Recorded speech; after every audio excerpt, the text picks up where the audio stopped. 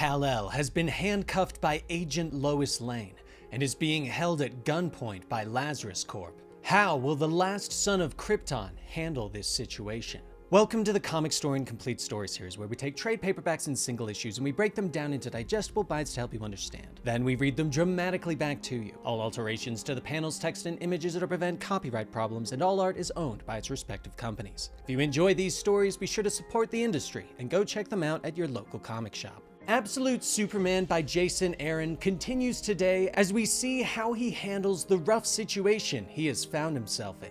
This is Absolute Superman number 2. I hope you enjoy. 6 years ago, in the El house within the Redlands of Krypton, Kal-El leans over his desk and groans. The teacher of his class is grading people on his nearby view screen, but pauses when he gets to Kal's assignment. Kal, I'm confused about what you've turned in here. Your paper is quite descriptive, but it doesn't appear to employ any generative text at all. You did source the cleric's luminarium, didn't you? The teacher asks. Kal looks up briefly at his camera. I wrote it, he says softly. The teacher stares at his image for a moment before nodding briefly. You wrote this yourself? That's...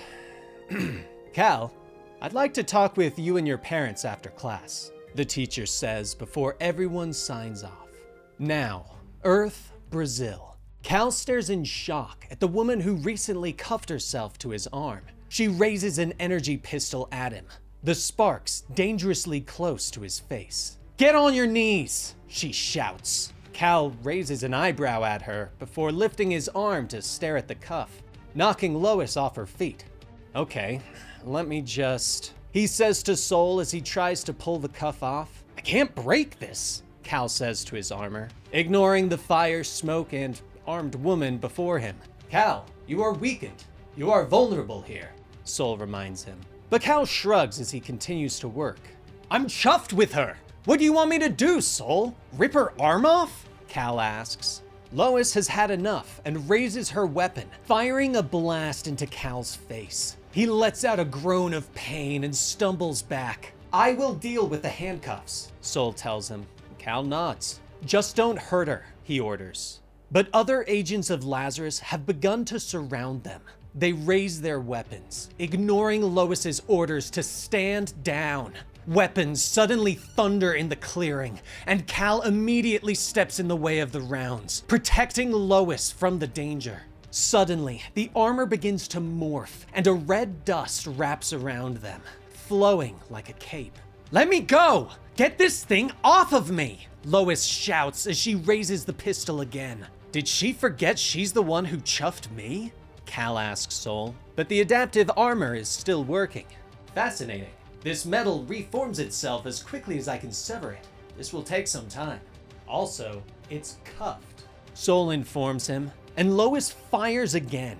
Kal is less surprised this time, but still angry. Stop doing that! You're making it very difficult to save your life! He shouts at her. She bares her teeth at him. Oh, so now you're talking to me? She snaps back. Kal looks around and sees the Lazarus forces are getting closer and closer.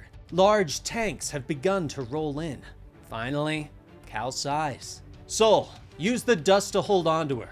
Don't let this tear her in half, he says. Lois's eyes widen in surprise as the red cloud wraps tighter around her and Kal leaps into the air, taking them away from the conflict at super speed. But a helitank is following them. Holy hell! He's flying! One of the peacekeepers shouts. The tank opens fire and the rounds detonate at the edge of the red cloud. Kal is knocked from the sky, slamming hard into the village below. When the smoke clears, he is standing with Lois in his arms. And Lois raises the pistol and fires again.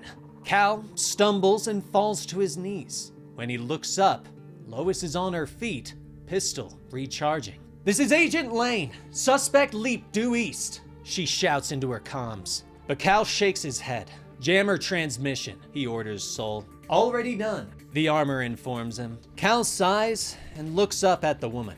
I just saved your life several times, and you want to arrest me for it? He asks. But Lois shakes her head. No, you willfully endangered my life by trying to escape lawful custody, which you're not going to do, she snaps at him. She watches him as Kal stands to his full height, demanding to know if it's the suit that gives him power. People have a right to know, she says. But Kal disagrees. Since when does Lazarus give a damn about anyone's rights? He asks, pointing out that the company treats people like slaves and livestock. He shouts at her. But their argument is interrupted by another explosion. Both look up to see the helitank getting closer. Kal reaches out and lifts a nearby car, tossing it at the tank with great strength. The car slams into the tank, knocking it out of the sky.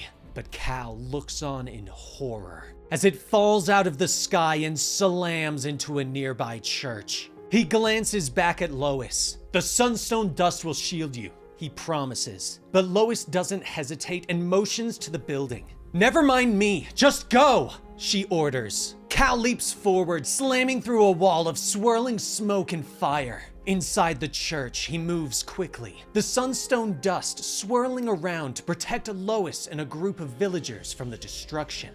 In moments, they are carrying people to safety and laying them in the street. Kal turns back and uses his super breath to put out the fires and save what's left of the town.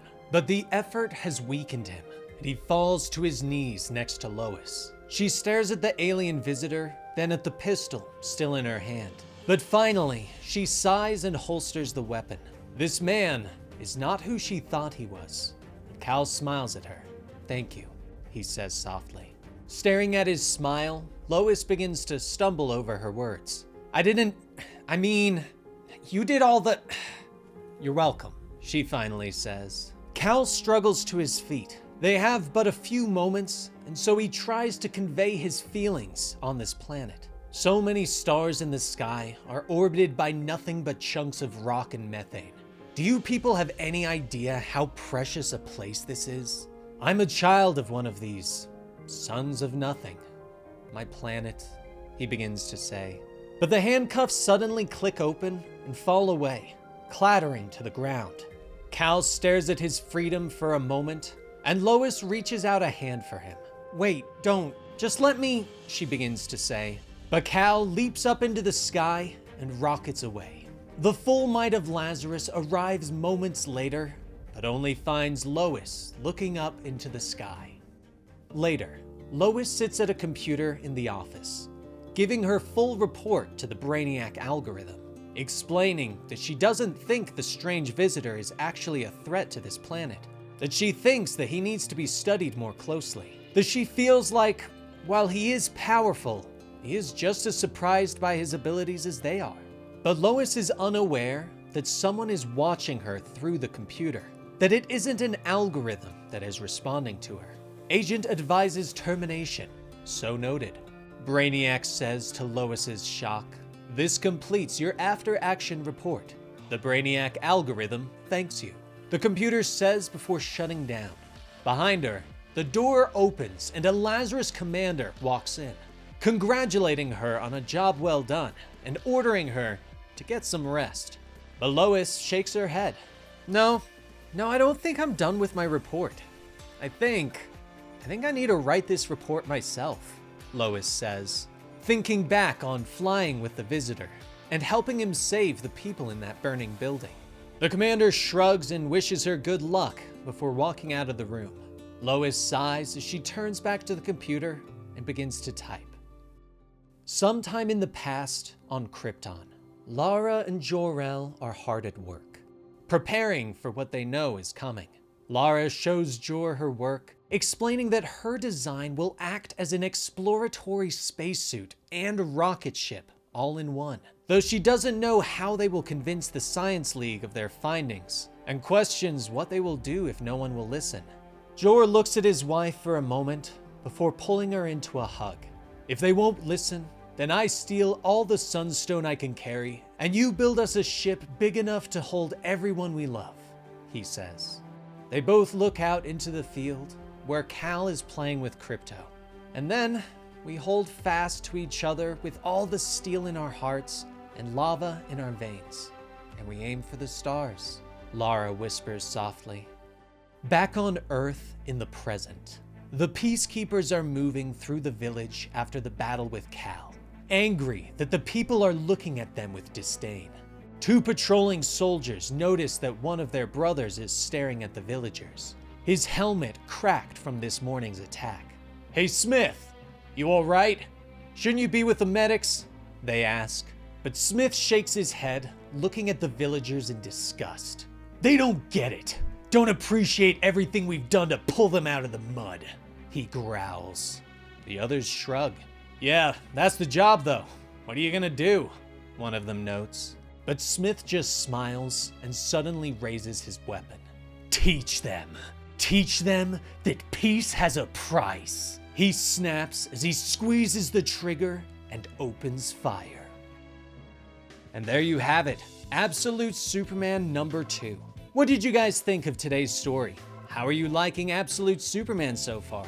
Personally, I'm loving all the new Absolute comics, and so I hope you are as well. And be sure to like and subscribe if you enjoyed the video and want more. And we will hopefully see you next time. Rest in peace, Benny.